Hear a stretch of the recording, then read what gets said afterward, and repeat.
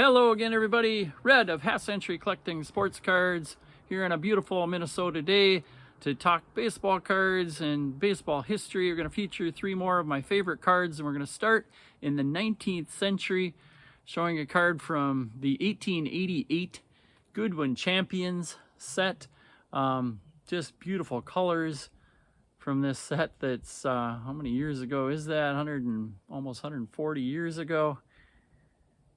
Set that features more than just baseball. You can see on the back all the different people in sports involved. I know Orlando's got some just gorgeous cards of these that he has shown. And this particular one we're going to talk about today is the best pitcher of the 1880s, Timothy Keefe, guy who was born before the Civil War. His dad was in Civil War prisoner camp for multiple years, and I know they played a lot of baseball in those Civil War prisoner camps, kind of the early stages, beginning of baseball, and it makes you wonder if he brought that home to young Tim as a kid, and that's where he might have picked it up. I didn't read anything saying that, but I wouldn't doubt if that's the case. He ended up starting with the Troy Trojans in 1880, and in that 1880 season had a 0.86 ERA, which still holds as the best ERA ever in a season for a guy who qualified for innings. Now he only threw 105 innings that year it qualified because they played less than 100 games, but still a 0.86 ERA. Now he threw from that season 45 feet. Our current U9 and U11 players pitch from 45 feet. They soon found that, that was too close. I'm guessing, at that time he was one of the harder throwers in the league, which was probably mid 80s, maybe upper 80s, who knows. But from 45 feet, that's like hitting well over 100-mile-an-hour fastballs. So they moved it back to 50 feet. And then by the end of his career, they were throwing from the current 60 feet, 6 inches. Now he played the first 3 years with those Troy Trojans, and the team folded, and then he picked up with the New York Metropolitans of the American Association. And that 1883 season, his first season there, was just unreal. He had a 19.9 WAR in a league that played under 100 games, so 97 games. But he started and finished every one of them, 68 games, threw over 600 innings that season, won 41 games, had well over 300 strikeouts.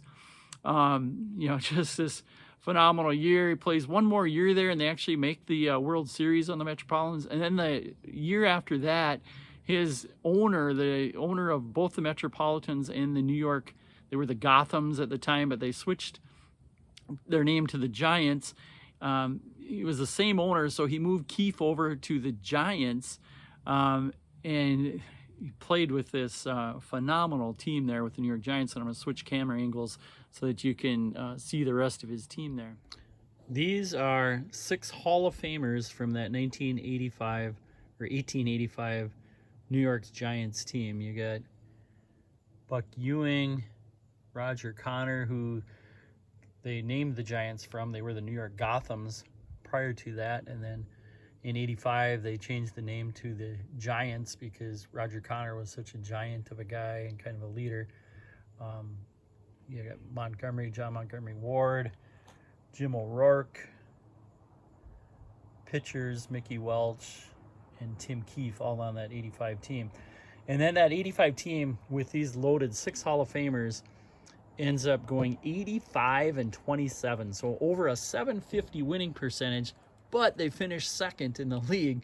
There's a team, the Chicago White Stockings, the precursor to the Cubs, that had these Hall of Famers, Cap Anson, King Kelly, and John Clarkson.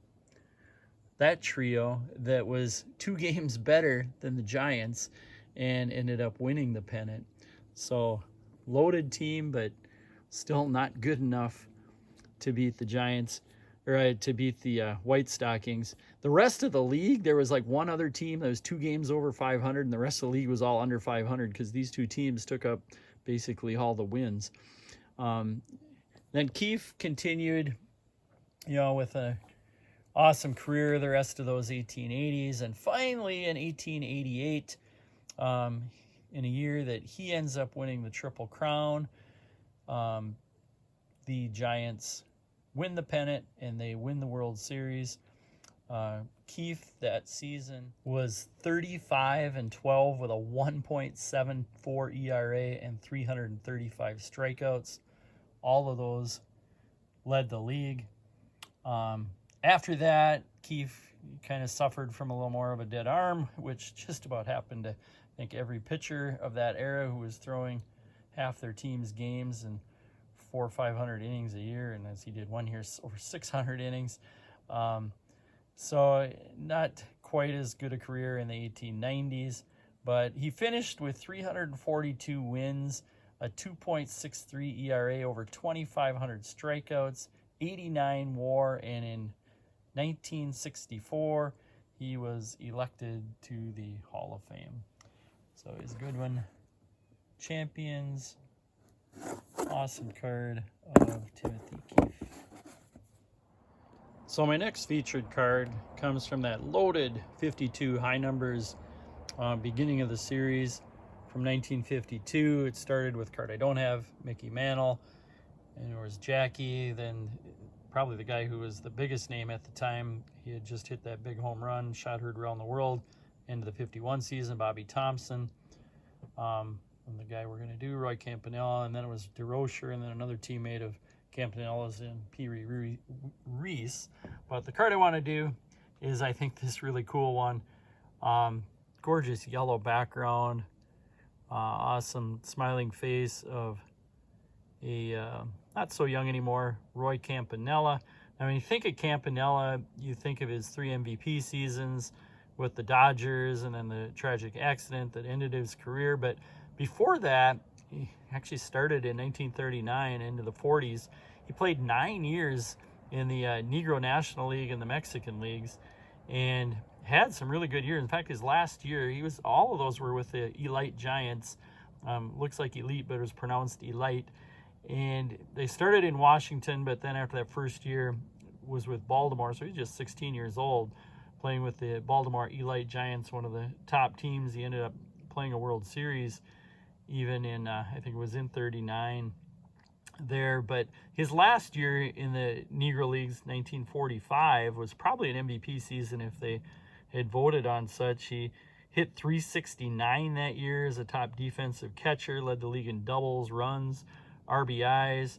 And then he signs with the Dodgers in 46, spends a couple of years in the minor leagues, and merges with the Dodgers in 48. And then I know about his 10 great years that he had with the Dodgers, both as a defensive elite catcher and with his power hitting that he had, and then that tragic accident in the late part of the 57 season that ended his career as he was paralyzed. But I'm not going to talk more about Campanella because I got one more card of him coming that'll be in my top 50. But this one is the 52. Let's show the back. Shows coming out, that's one of his MVP seasons there, that 51 season. Actually, his first MVP season with the Dodgers. So, Roy Campanella. And then next is a card that I think is just gorgeous. I know some people don't think the 67 set looks that great, but I know it's kind of simple, but to me, it's got those really big pictures because it's just the border, and then all the words are within the picture itself. And then this just great color. Those cardinal reds are just so cool. And Bob Gibson was, he was my favorite pitcher growing up. So just a really cool card of this 67 Bob Gibson, I think. Let's see the back. We got the nice deep greens. It also looked pretty cool.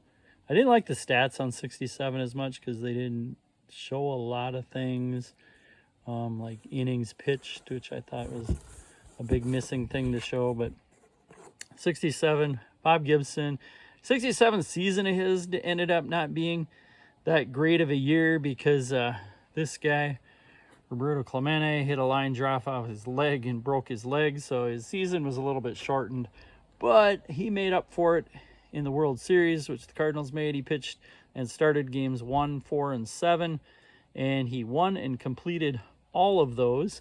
The only other person to that time who had done that was 1905 Christy Matheson.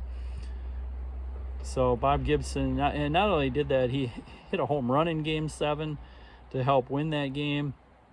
He had a 1.00 ERA in those 27 innings, had 26 strikeouts in the 27 innings. You know, the home run, he was a good hitter. He hit 24 regular season home runs, 2 World Series home runs in his career. And he's another guy I'm going to talk about more because I got one more card of him coming. It'll be in my top 50. But a career 251 game winner, 5-time 20 game winner, 89 career WAR, one of the best pitchers of all time, 1967, Bob Gibson. So there they are again, my featured favorite cards of the week. The Goodwin champion, Timothy Keefe, the 67 tops, Bob Gibson, and the 52 tops, Roy Campanella. And what I usually open with, but forgot to this time, my last week's featured favorite cards, the 1909 American Caramel, Eddie Collins, the 68 tops, Rod Carew, and the 1915 Cracker Jack, Rabbit Marinville. Thanks for tuning in, and we will see you again hopefully next week. And as I promised, I still got the second half of the Hank Aaron's to show. That will be coming. I want to still do my all-time greatest left fielders. That's going to be coming. So hopefully some of those things will be coming soon this fall. Take care.